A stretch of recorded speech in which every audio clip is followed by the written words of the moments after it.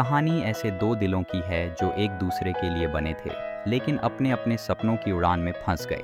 आरव और सिया, जिनकी मुलाकात दिल्ली यूनिवर्सिटी में हुई थी, एक दूसरे की आंखों में जो चमक थी वह सिर्फ प्यार की नहीं बल्कि सपनों की भी थी। पहले प्यार की मासूमियत और सपनों का जादू, दोनों ने ही एक दूसरे की खुशियों में शामिल होना चाहा। और आरव ने जब पहली बार कहा, अगर तुम मेरा सपना नहीं बनी तो शायद कोई सपना अधूरा ही रहेगा, तो सिया की मुस्कान ने उनकी बात का मोल समझाया। लेकिन सिया के दिल में तो एक और सपना था, अपने देश के लिए डॉक्टर बनना। आरव ने प्यार की परिभाषा को एक नया मोड़ दिया।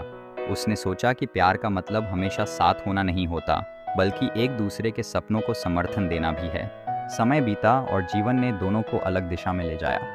आरव ने अपनी मेहनत और लगन से एक अच्छी नौकरी हासिल की, जबकि सिया ने चिकित्सा के क्षेत्र में अपनी पहचान बनाने की यात्रा शुरू की।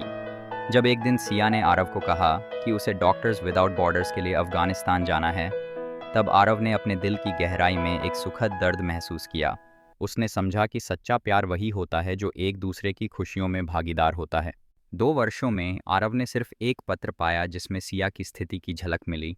उस पत्र ने उसे और मजबूत बनाया, लेकिन दिल के किसी कोने में सिया की यादों का असर कभी कम न हुआ। अर्जुन ने उम्मीद को बनाए रखा और सिया की वापसी का इंतजार किया। फिर एक दिन जब उसकी आंखें फिर से उसी मुस्कान पर ठहर गईं जिसे उसने कभी खो दिया था, तो उसका दिल धड़क उठा। सिया वापस आ गई थी। उसकी सरलता और आत्मविश्वास ने फिर से सब कुछ रोशन कर दिया। आरव ने कहा, तुम्हारे बाद मैंने किसी को देखा तो था, पर उस नज़र से नहीं। उनका प्यार जो कभी वक्त और दूरी से जुदा हुआ लगता था, अब फिर से पूर्ण हो गया। इस कहानी का संदेश ये है कि सच्चा प्यार वो होता है जो अपने साथी को उसकी उड़ान भरने के लिए प्रेरित करता है। तब प्यार में किसी को रोकना नहीं, बल्कि उसे अपने सपनों की दिशा में बढ़ने के लिए प्रोत्साहित करना चाहिए, क्योंकि जो लौटकर बिना रोके आता है वही प्यार हमेशा सच्चा होता है।